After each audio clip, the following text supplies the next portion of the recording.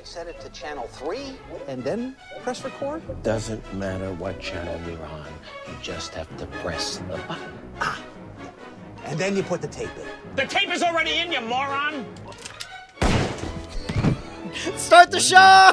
Go, go, go!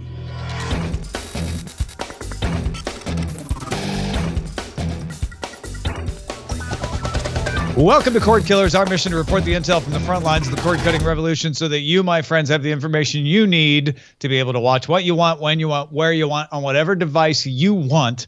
I'm Tom Merritt. Hey, man, and that was Billy Crystal. You remember that scene from City Slickers when he murders Daniel Stern in cold blood?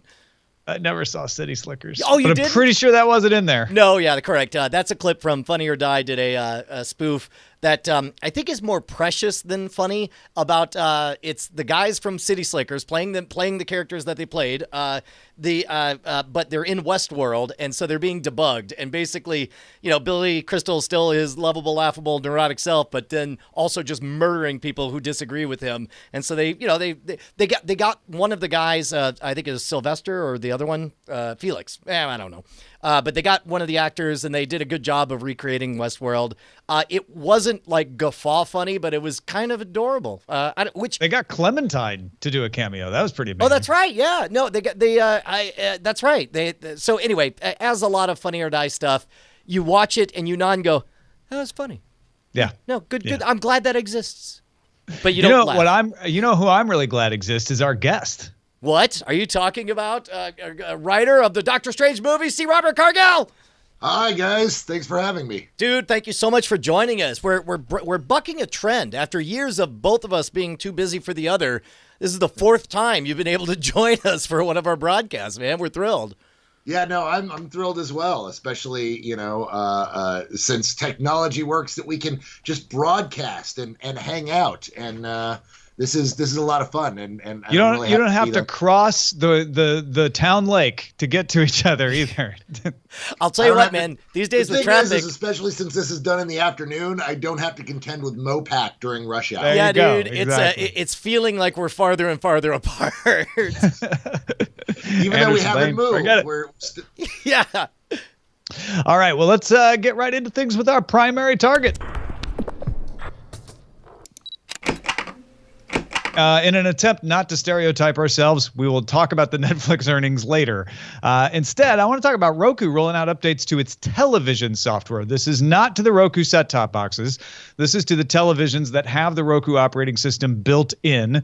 Any Roku TV May 2011 or newer gets this update called More Ways to Watch. And kudos to Roku, it's opt-in. So when this update has been installed, you'll be asked if you want it, or if you turn on a brand new TV for the first time, you'll be asked if you want it. If you say yes, it will monitor what you're watching and pop up other ways to see what you're currently viewing. Handy if you want to start from the beginning of a show that you pop into the middle of, or maybe find a version without commercials. It can also suggest related shows, and it's using something called automatic content recognition to recognize what's coming in over the air or from cable. So it doesn't work if you're using Hulu or Netflix or something like that. Other updates include a favorite list for your over-the-air channels, thumbnail images for live TV, fast forward and rewind. That's handy. Closed caption support on the replay feature, a faster resume from standby, and custom input names. So if you have two Xboxes, you can name one 360 and one Xbox One. And both TV and the set-top box are getting an expanded search to 300 streaming channels. But Brian, what do you think of this new feature that says, hey, we see that you popped in the middle of Seinfeld. Here's where you can watch all of Seinfeld. I think that... And would it have been a different reaction if I hadn't picked Seinfeld? Okay, go. I think that that as far as user functionality, this is so much closer to what I actually want. We are at a point where there are enough data points and the artificial intelligence is good enough that there's no reason that I should be the one in charge of deciding what the best way is for me to watch this thing based on my preferences and so on. There should be an all-knowing AI that knows all the different ways that stuff could do it and offer me up the best one and over time stop even offering, but just instead do it because it's figured out my preferences. Having said all of that, it seems like when that feature begins to be rolled out, whoever does it needs to be very, very specific and very, very clear about what they do and do not collect and what can and cannot be sold about you and your personal viewing habits. And that is what I'm not seeing from this Roku thing at all. They according to the TechCrunch article, there's very little information about what they might do with the information and even what information is collected. And I think that's going to get certainly folks like my parents from a little bit worried about signing up on that kind of thing. Actually, I mean, just to be fair to Roku, they said to TechCrunch, look at our privacy policy, and the privacy policy is fairly detailed. It says that Roku says the data will be used for personalized recommendations and personalized ads, as well as to measure the viewership of ads in programming, and will be combined with other demographic data Roku has on you. You may not like all that, but it is all listed there. Well, again, there's we'll table the, because here's the weird part is I actually suspect that this could get us to a place where advertising is such an inherently inefficient medium. Broadcasting is such an inherently inefficient medium. You just have to shout loudly and hope that of the 100 million people watching the Super Bowl, 5,000 of them are going to sign up for life insurance so you make back your $1 million or $2 million investment or whatever. Wouldn't it be like I could picture a world where just everybody gets free TVs, and in exchange, through a process, let's say a Bitcoin-like anonymous guaranteed or I don't know, some scheme that you feel confident that they will know in the aggregate what people are watching, but no other person can track down you personally and detail your habits. And the side effect of that is that every single advertisement you get, they don't have to lead off with a cute dog to trick you into paying attention before they talk about Doritos. They will instead know that you are in the middle of trying to choose life insurance, and they will instead bid each other to give a comparable analysis to turn that downtime into something like, what if every single ad was truly, truly relevant? That would be kind of rad. But that's kind of what Roku is saying they want to do here. I'm curious if Cargill is bothered by any of this. I'm really not. And I know that I should be. But at the end of the day, we're not talking about anything super private. We're talking about what TV shows we watch. And here we are on a podcast in which we're going to sit around and publicly announce to everyone what TV shows we watch. It doesn't bother me that someone on a box can go, what does this particular consumer watch? What has he been watching? And then track down the shows that have, appeared on my television. That doesn't tell them anything about my private life, except maybe what time I watch television. And is that something that I'm concerned about someone having? Do I think public citizens should be able to Google other public citizens and find this kind of stuff out? Not really, no. But there's no real way to monetize that properly that anyone would ever find acceptable. Having a computer be able to spit out that a guy that my age tends to watch these shows and tends to watch them at this time of day and tends to want to buy these types of things isn't something that can ever be actively used against me in a way that I see as feasible. So no, this stuff really doesn't bother me. I'm not concerned if Roku knows what shows that I'm watching through it. Okay. And it's opt-in. I mean, I want to give Roku big credit for that. Most companies do this sort of thing and make you opt out if you don't want it. They're saying, we're not going to put you in this process unless you specifically say, yes, I would like to do that. Sure. And understand, I am not speaking to the specifics of this offering. I think on balance it's going to be good. I think that it's a sensible rollout, but I'm engaging in a bit of futurism here because there are certain questions in, for example, psychological surveys that they ask. There's a book, A Billion Wicked Thoughts, talking about what people Google when they're looking up pornography or whatever, and the problem or socially inappropriate things to admit in public. Oftentimes they will do a survey and they'll ask like, well, hey, you ever punch your wife? And you'll be like, no, I would never do that. But then what they figured out is that they could ask, hey, of these 10 things, count the number of them that you have ever engaged in. And so you're not saying which of these 10 things you did. You just give a number, and it's an accurate number. And then they later ask another question that is a different version of it that either adds one or takes one out or whatever. And then by process of elimination, they're able to say, yeah, this guy punched his wife once. And they can do the same thing if and again, I'm not trying to be all Alex Jones about this, but like, eventually you get to a point where you have customized ads with a skip now feature, and you get 75 different iterations of the ad, and it notices which one you linger on 3 seconds longer than the other, and it continues to build an increasingly precise profile about you. Now, the end result of this will be that you will get extraordinarily prescient, perfect tailored ads, which might be a wonderful thing in that they're relevant to your interest, but I would imagine that there's a segment of the populace that would be very uncomfortable with that level of what some might call Orwellian, but this is all free market stuff, so I'm fine with it. I don't know. There's just some interesting implications about where that could head eventually. And I think one of the keys to it is you have control over it, whether you're able to know what's being collected, which is detailed in the privacy policy, and choose not to, which you can do here. Cargill, what were you going to say? Well, I was going to say, I mean, the thing is while that's true and while we're headed towards a future where that's possible, we're also headed towards a future where we're actually filtering out and destroying the ad market. We have these subscription channels where instead of paying for cable and having these channels piped in, we're paying for Netflix, we're paying for Hulu, we're paying for to buy our episodes on iTunes or Amazon of our shows. And so we're tailoring our own content and we're avoiding ads. We're running ad blockers. They just had I think Princeton or MIT just ran a successful test. They've got a new AI that can completely filter ads from the internet entirely, even ads that are designed and built into the articles themselves can be filtered out. Yeah, they scan the content. It's pretty crazy. We're heading into a future where we're making it pretty hard for advertisers to even advertise, and we're changing the way we're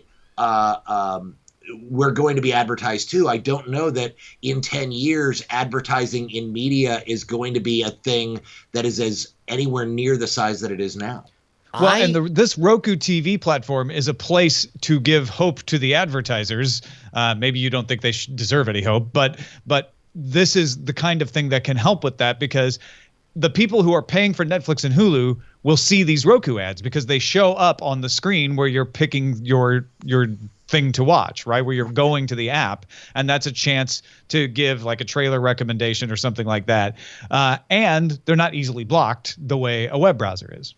But of course it's a service you're choosing, but it's a service that, like, the reason I would see this existing, the main reason for this to exist is Roku discovers that you clicked around on cable and you've landed on The Running Man, and it's 20 minutes into The Running Man and it's got commercials, but hey, you've got Netflix and Netflix has The Running Man this month, so you can watch it beginning to end uncensored if you want right now. And then it's going to say, hey, you want to do that? And it's like, hell yeah, I want to do that. And you click on it and you start watching the movie properly as opposed to watching it on open air broadcast. Right. I see that's probably the main way that people are going to want to use this. Not, hey, I'm watching Friends right now, so I want a recommendation of 5 other shows that I might like. It's you started this 10 minutes in. Do you want to go back and watch it from the beginning? What Roku will do is say, well, we know that they don't like Friends, they do like Running Man, and that means that they like Nike shoes. And so when they're on the choose screen of apps, Nike will pay to put an ad right there. Yeah, but will we go with that? Will we keep using that service? Will we opt in for a service that's going to provide us ads that we didn't ask for? We may opt back out of it, right? Yeah, I disagree with the supposition that there'll be any less advertising in media. It'll just change form. It'll be much more ad placements, showing up in movies or whatever. Keep in mind also that all 3 of us are aging out of the target demographic, and so as a result, we also are in a position to pay for things. Meanwhile, what these brands want to do, they are playing a very long game. They want to establish, starting with kids, 12 years households. They want to establish lifelong relationship with brands. You know, the Scion was a new sub-brand under Toyota that was introduced just to attract 17-year-olds. And as they aged into their 20s, they came up with more modern coupes under that name. And now as they're entering their 30s, they're go ahead. Yo, true story. I own a Scion. They were trying to appeal to millennials and they failed. Millennials did not like the Scions. Gen Xers loved the Scions. Gen Xers loved feeling like they were hip and in on something that the teenagers were in on, and the teenagers didn't like the cars. Sure. So they ended up making the perfect Gen Xer car, which was a success and a failure, which is why Scion doesn't actually exist anymore. But my point is that you know, they are building brands with the intention of morphing what the brand needs, because for example, Cadillac, that was a status symbol to our parents, right? And then they realized that once it reached the end of its brand shelf life, they started to make them more affordable, so more people could feel super successful with the Cadillac and so on. And these are 20 or 30 year journeys that they're setting up. So I don't think advertising is ever going to be out of the media. I think it's just going to be much more precisely controlled with integration and plot points and all of that stuff like we see in movies. I don't know, Brian. All the stuff you're saying just makes my head hurt. It sounds complicated. Let's just decide not to take ads at all on the show and just go straight to the people who watch and listen. Tom, wait, we can't. There's no platform that would just forget allow it. us to Just stay... forget advertising altogether. Yeah, but I think honestly we're gonna move into much more integrated product placement, like as Brian is showing us right now. Like, you're watching a Brian Brushwood TV show, getting a Brian Brushwood advertisement every time he is on camera. That's right. But if you want to keep us loud, live, and independent and completely free of outside influences and ads, why don't you join the 1,729 patrons at patreon.com/Cordkillers. You guys changed our lives three years ago, Tom. 3 years ago when we went independent, and we can't thank you guys enough.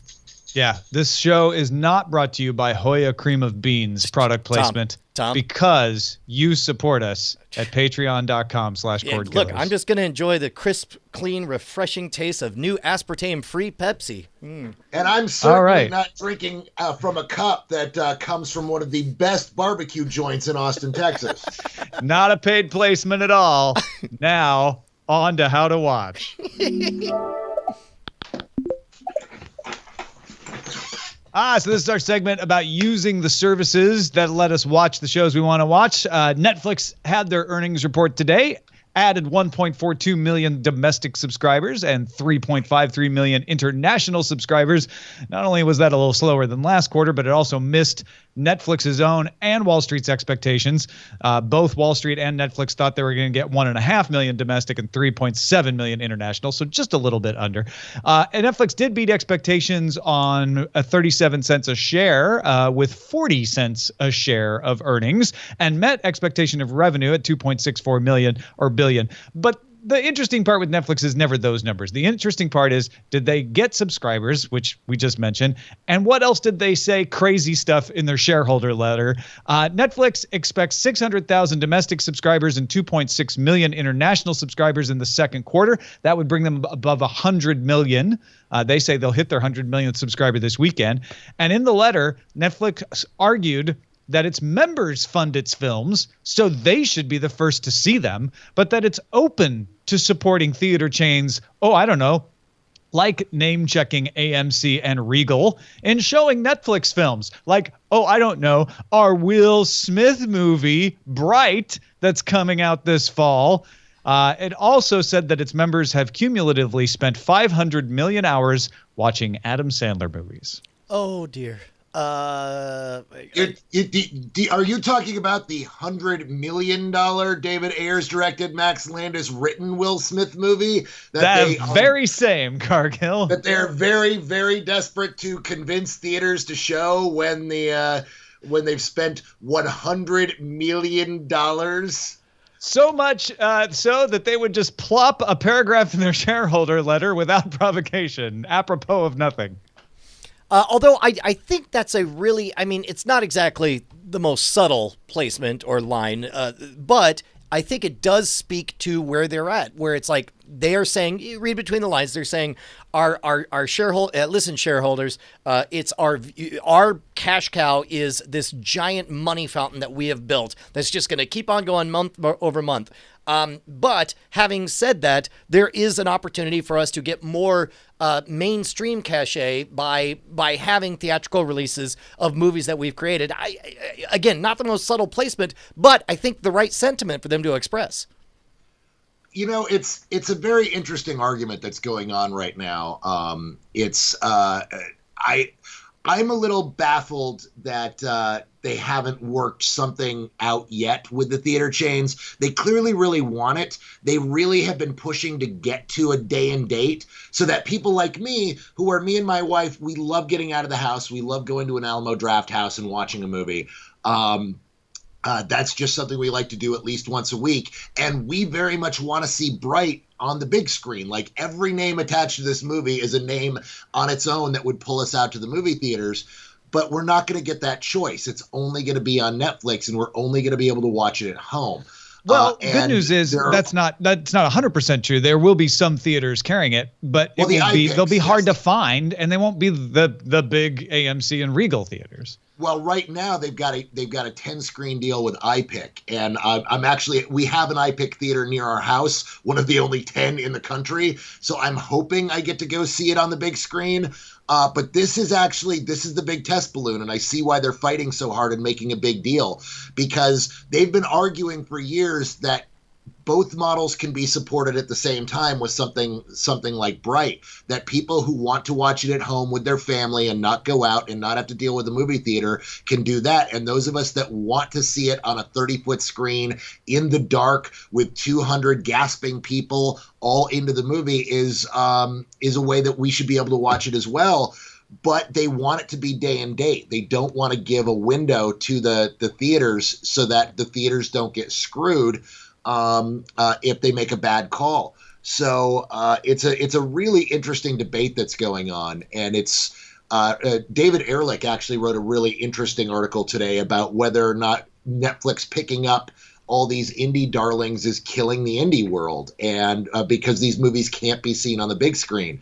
So it's a debate I think we're going to have all year until Bright comes out and we find out if this was a good gamble or not. You know, I wonder if, and I understand where the movie theaters are coming from. Their whole business model forever. The movie theaters have gone through a lot with getting crushed by television in the 1950s, right? There are still people working in the biz who grew up in that environment and know how bad they were suddenly seedy and empty and whatever, and they're looking at that again with Netflix.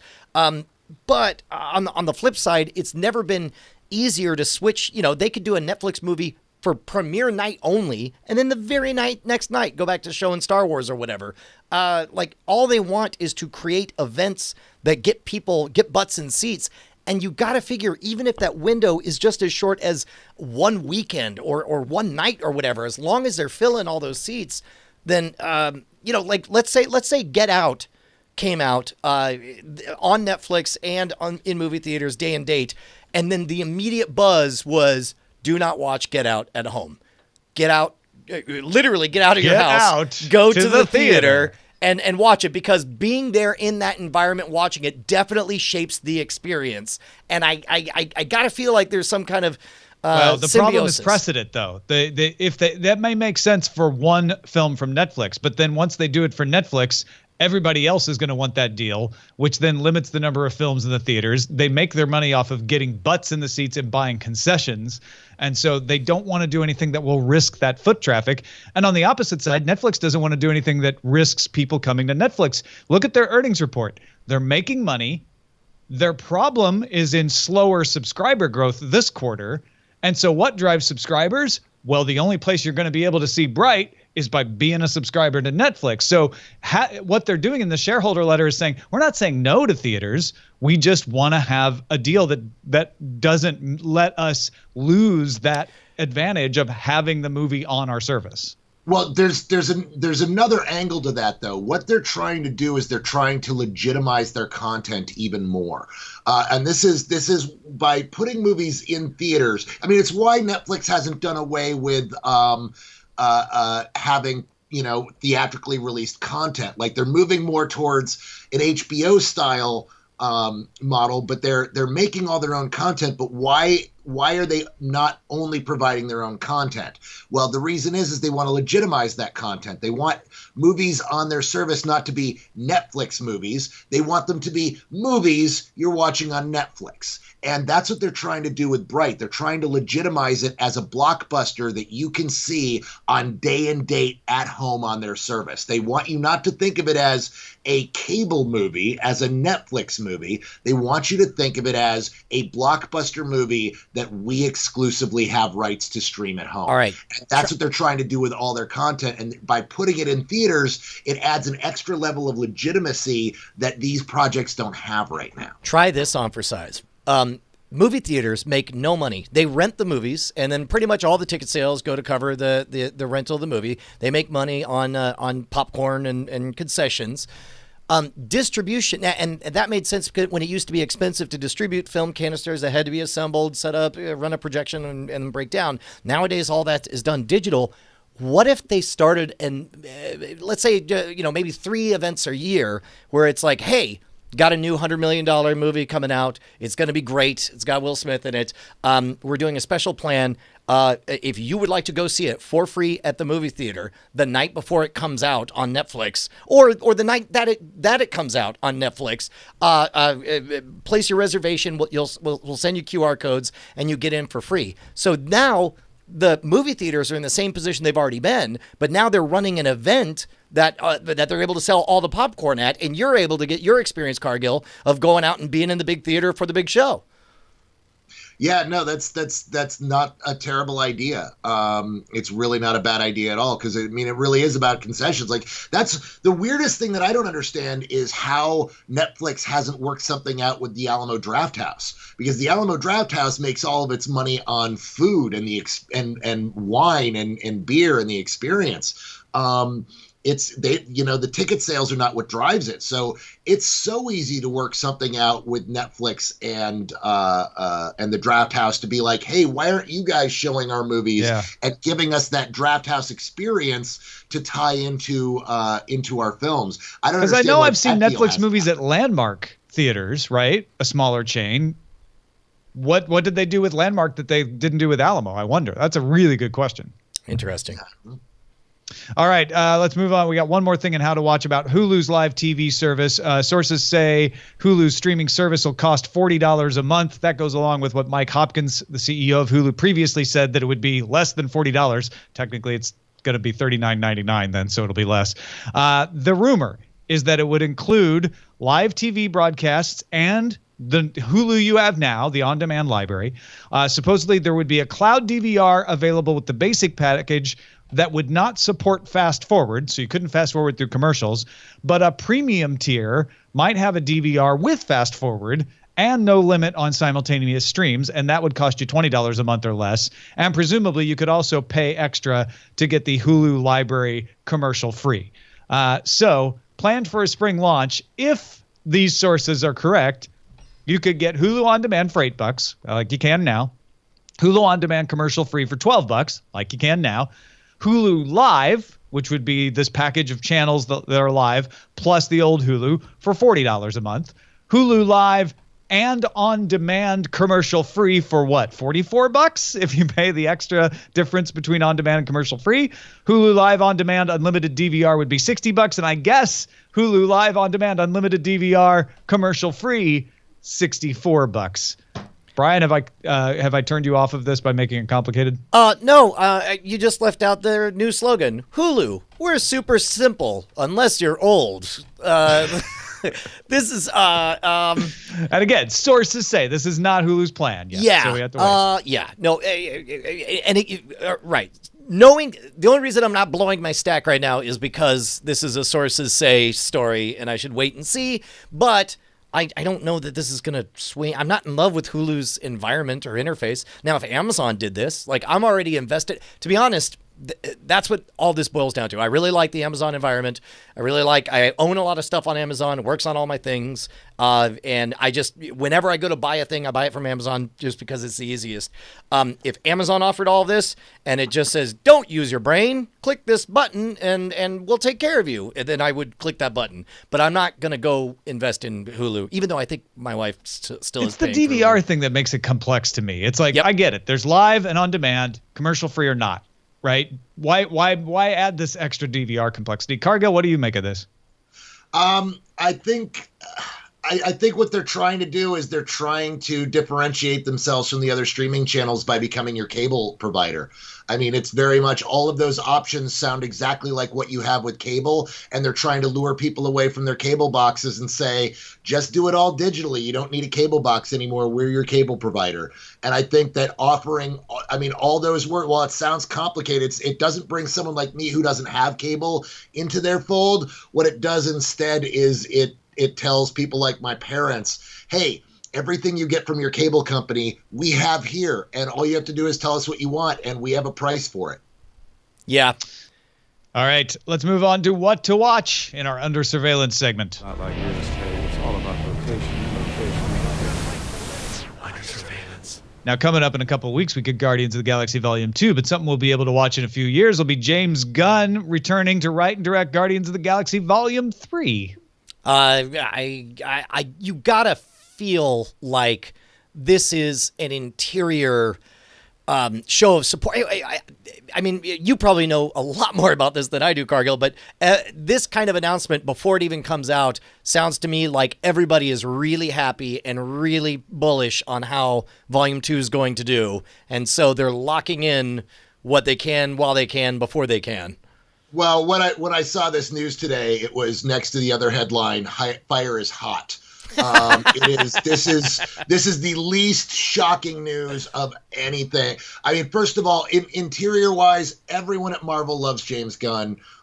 Everyone that's worked with him adores him. I mean, I'm talking like security people who carry cable. Everybody loves James Gunn. The movies he's making are connecting with audiences. The Volume 2, as we talked about during the summer movie draft, has tested higher than any other Marvel film has in one of their friends and family screenings. It is a movie that it is a franchise that is working and everybody's happy with. And so, of course, he wants to make another one. And, of course, they want to make another one with him because Marvel is very much if it ain't broke, don't fix it mentality. So, yeah, of course he's going to come back. And, of course, they were going to announce it. And he was happy to announce it early on because he's going to go right in and start working on it as soon as this is locked. And with it's coming out, so I'm sure it's locked. He's done. And he's probably going to sit down and start writing as soon as possible to move on to the next one. Yep. This weekend, did y'all happen to see that there was a Star Wars teaser trailer out? What? Did you catch that? Something Star Wars happened this weekend? That's so weird. How did I not hear about this everywhere on the internet? I am really looking forward to being surprised, but I am growing cautiously nervous that none of the things I wanted to get out of the Disney deal are happening. The first movie I really forgave because it made a statement. It said, we need to remind people what they love about Star Wars. We need to tell people that the prequels are going away and they're ushered in the past. So yes, we're just going to remake the first movie and all that stuff. Then Rogue One happened, and the promise seemed to be that Rogue One was going to be, we're going to get brand new stories. It's a wide, expanded universe. There's so many tales to tell, so many people to fall in love with, and instead we got a prequel that was all unnecessary connective tissue between two places that only made the whole world seem even smaller still. Now we have, and I know we were talking about this in the pre-show, that side by side, the new trailer and the old trailer, this was a manipulated footage in order to massage it to be exactly on the same beats, but all of Star Wars is starting to feel an awful lot like paint by numbers, and I'm starting to wonder if there is any more stories to tell, because I know there's plenty to tell in the Marvel universe. I've seen heist movies. I've seen, superheroes attacking blue clouds in the sky. We've seen comedies and all this stuff. All I'm seeing is a dissection of a phenomenon that I loved when I was 5. Cargill, how did you feel about the teaser?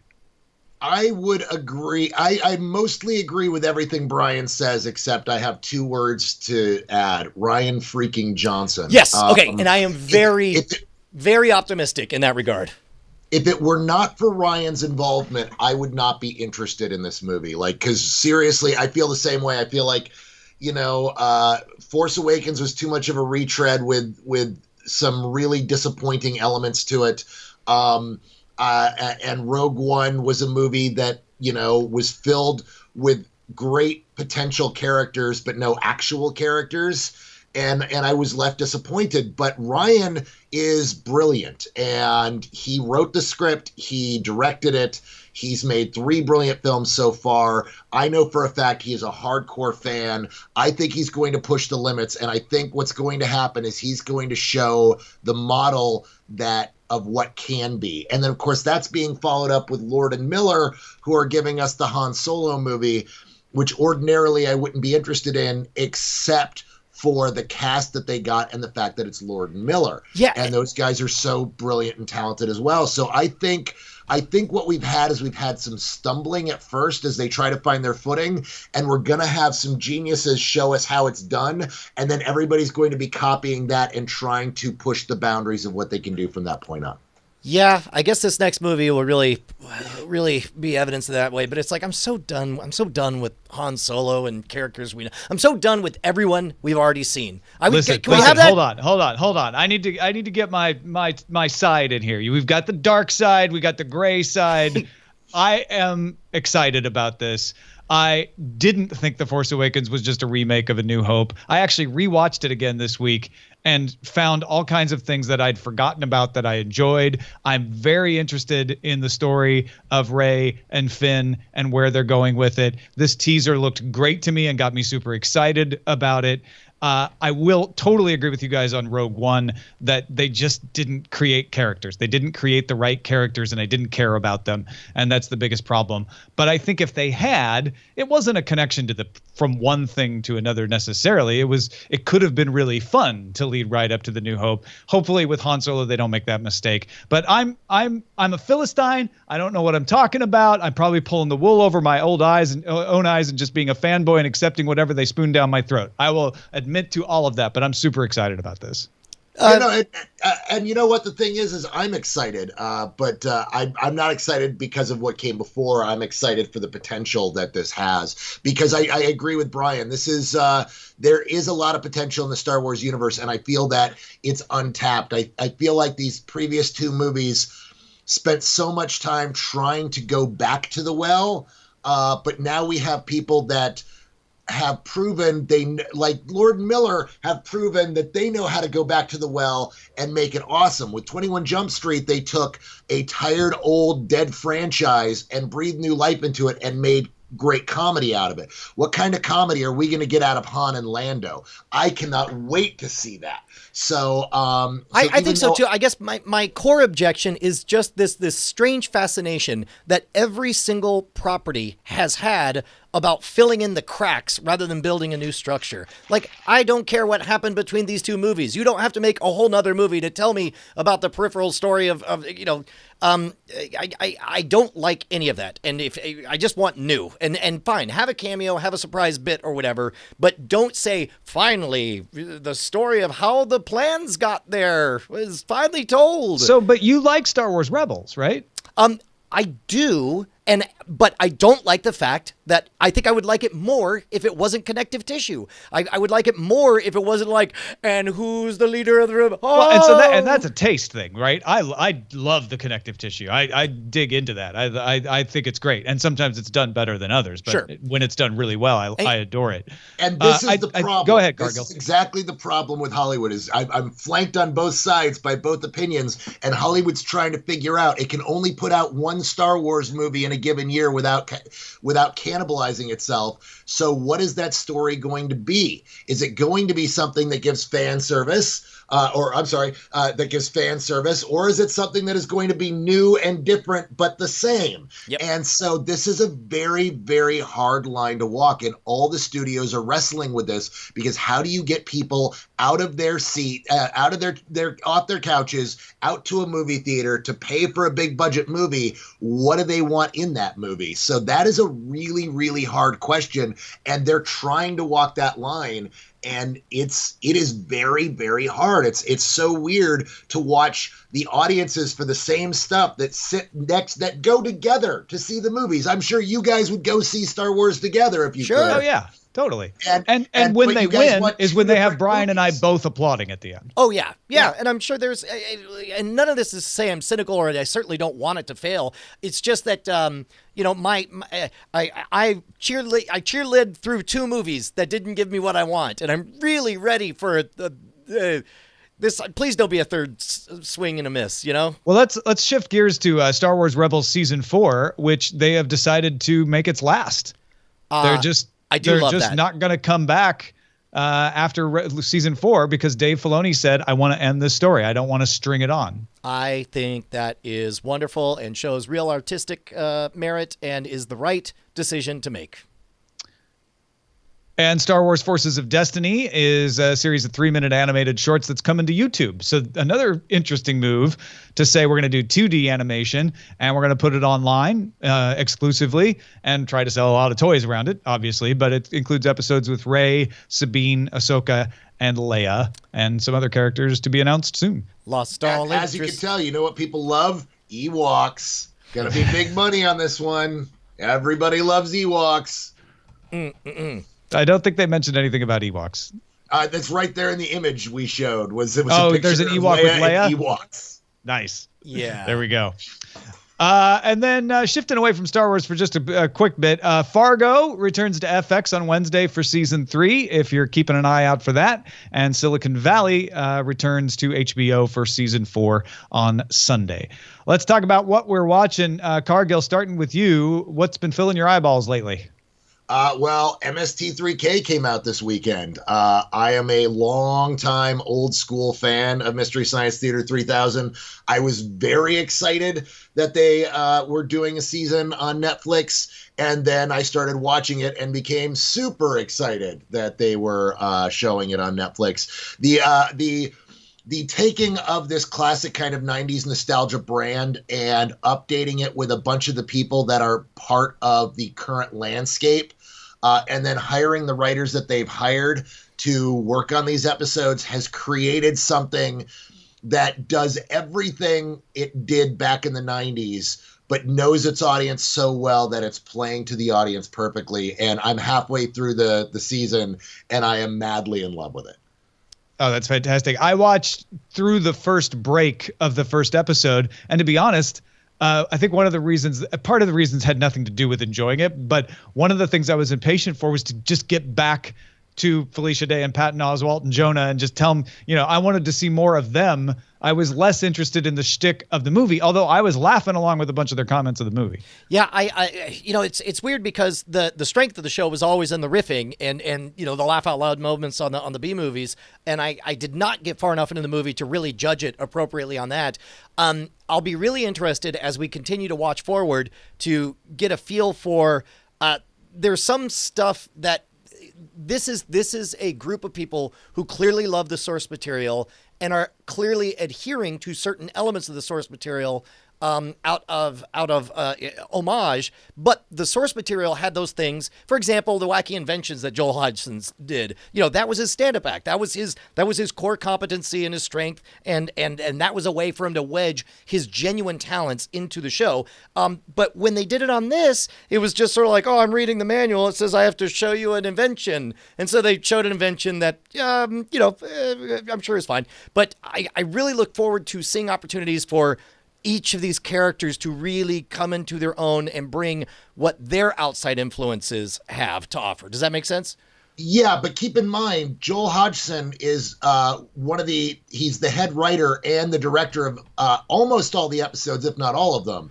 So I guarantee you these are his inventions as well. And the invention exchange does get better. It's just like the old show. Some of them were very hit or miss, like, here's the best idea we could come up with this week.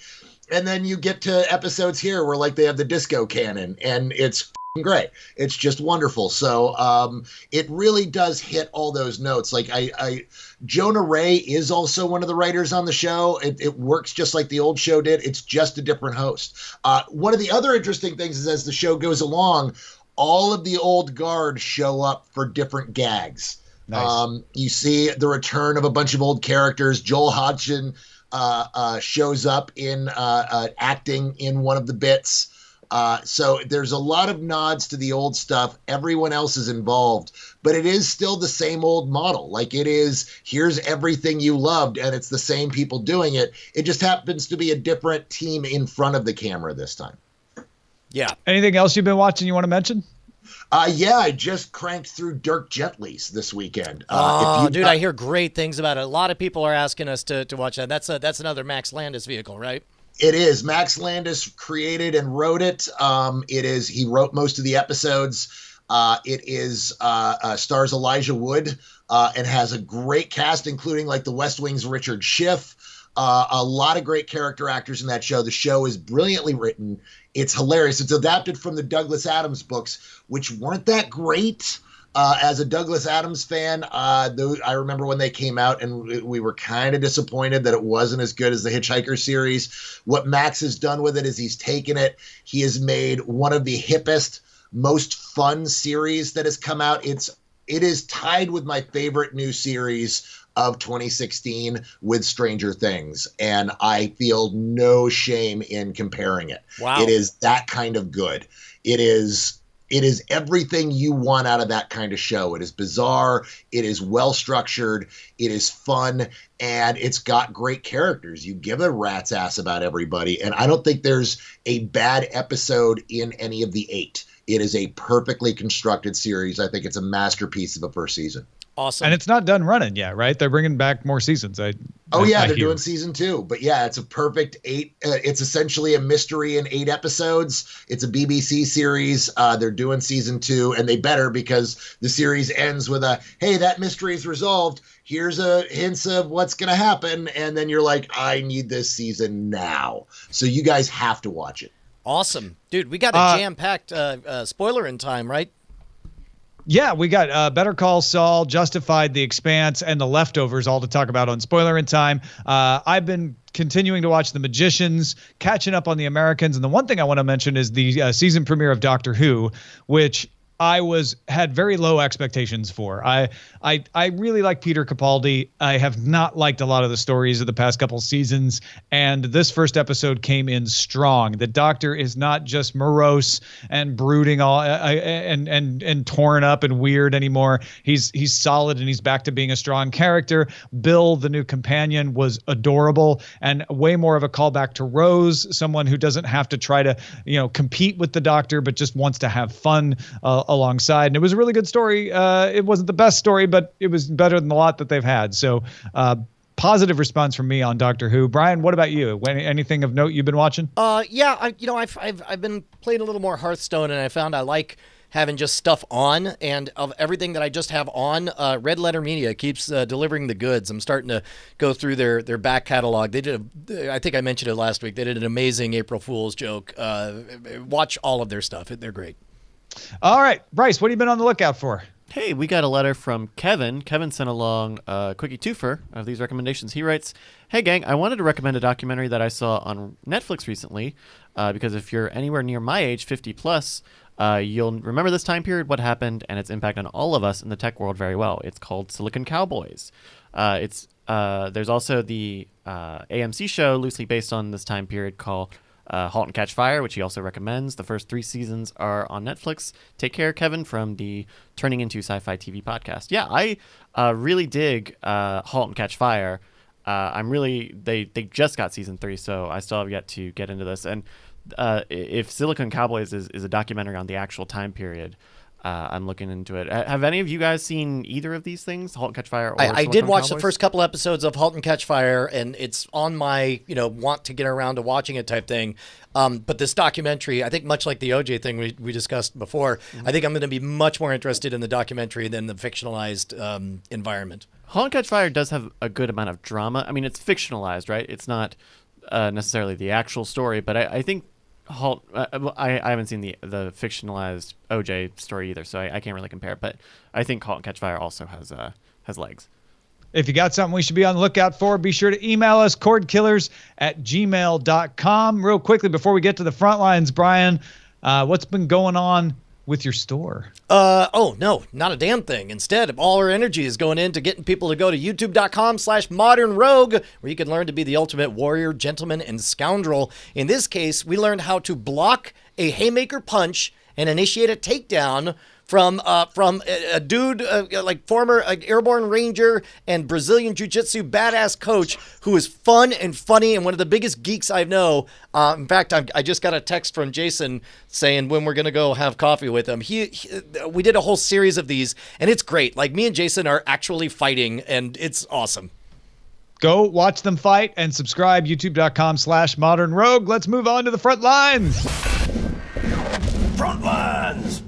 So NBC announced an agreement with its affiliate station board. That's the board that handles relations between the NBC network and all of the television affiliates that aren't owned by NBC but carry NBC program. This agreement would allow affiliates who are not owned by NBC to opt in to any internet TV agreements that NBC negotiates on behalf of its owned and operated stations. So let's say NBC takes its 11 stations and says, hey, PlayStation, we want to make a deal. Any of the 200 affiliates that aren't owned by NBC could say, yeah, just include us on that deal. This would make it easier for local stations to get in on these internet TV services. If you're living in a place where you're like, yeah, I don't get local channels on Sling or PlayStation View or any of these services, this might help with that. Interesting. Is this the kind of renegotiation that can lead us to kind of an end of the broadcast era of television? Where it's No. you don't think that, well, I No. mean, because I don't see broadcast television being part of the landscape No, I know. 50 I don't years think from this now. has much to do with that. Okay, well, you don't want to have that discussion. Fine. Meanwhile, Sling's TV Cloud DVR feature is available for users on Android and Roku to buy for $5 a month. Subscribers get 50 hours of video storage and channels that allow for it. Yeah, so pay extra. Again, more complexity. Woohoo. Cord Cutter News spotted that CBS has begun to add movies to the CBS All Access app. CBS says it has about 18 movies right now, including some of the original Star Trek films. Up in the Air is on there. Funny Face is on there. They're all licensed from Paramount. CBS plans to keep adding movies to the service. My guess is they'll move on from Paramount to other studios to try to sign them up. Cool. And Boomerang's streaming service is now available for $5 a month. Another $5 a month offering, Tom. Woo! Offering more than 5,000 cartoons. The selection includes Looney Tunes, Scooby-Doo, Bugs Bunny, Tom and Jerry, and more. You could pay for a year at the time at $40, which ends up being $3.33 a month. Boomerang is available for U.S. customers on desktop, Android, and iOS. Support for streaming devices like Amazon Fire TV, Apple TV, Roku, and Chromecast are upcoming. I got to tell you, if you have a 2 to 5 year old and you want to casually catch them watching Scooby-Doo and whatnot, then I know that when we had cable, it was all Boomerang all the time. Yeah, and they're not on cable anymore. This is the only way to get them now. Oh, It's kind of a big move. Yeah. All right, let's move on to the dispatches from the front.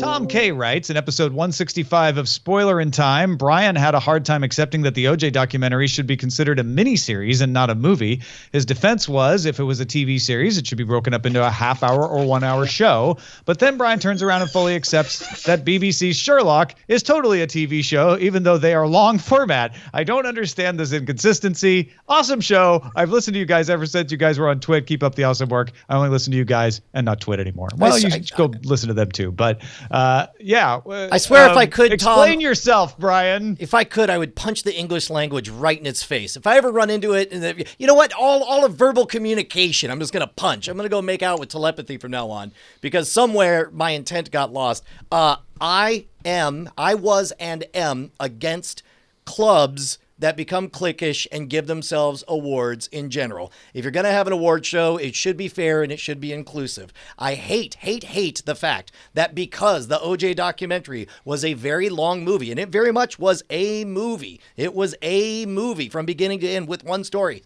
Yes, it was very long. I hate that the result of its winning is that this cliquish group of people who give themselves awards changed their rules so that nobody could do that again. Then that's the extent of what I feel about it. Brian's opinion does not rest on the length of any given episode. Or worse yet, the semantics. I hate semantics. Well, Brian said this is a movie, but he didn't say this is a movie. No, it's not. That's not the intent. You missed it. Cargill, do you have any opinion on this at all? No. I mean, in terms of what happened with OJ, like I get it, but the things fall through the cracks. It's an new experimental type of television that technically that was a mini series, but it was also kind of a maxi series on its own. Like it was this weird thing that like typically a mini series is, hey, it's in 2 or 3 episodes over one night. And it's like, no, this is one season. It's only ever going to be one season.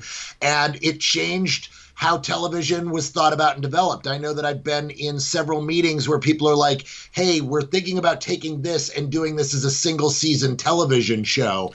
It has redefined how we do it, and we don't have a name for it yet. So until we've actually really kind of encapsulated something that captures it, this stuff's going to happen. Well, left out of the discussion is the fact that, apparently by people who, if anything, would be predisposed to not want to give it an award because it's mostly, it seems more appropriate for television over movies, a documentary film. Those people who should be the most eager to not give it an award objectively decided it was the best documentary of the year. So to me, I don't care if it's 3 minutes long or 3 days long. If it is the best documentary of the year, it deserves the award, and I don't like changing the rules for that. Also, keep in mind, though, that awards, oftentimes in the discussion, awards get talked about as prestige or as an ego thing or patting each other on the back. The awards for the industry are really just an advertisement. The Oscars, the Emmys, it really is just trying to connect with an audience and say, hey, you guys say you want the best stuff around. Here's what we think is the best stuff. And it's not necessarily the stuff that had the advertising budget to get in front of your eyes.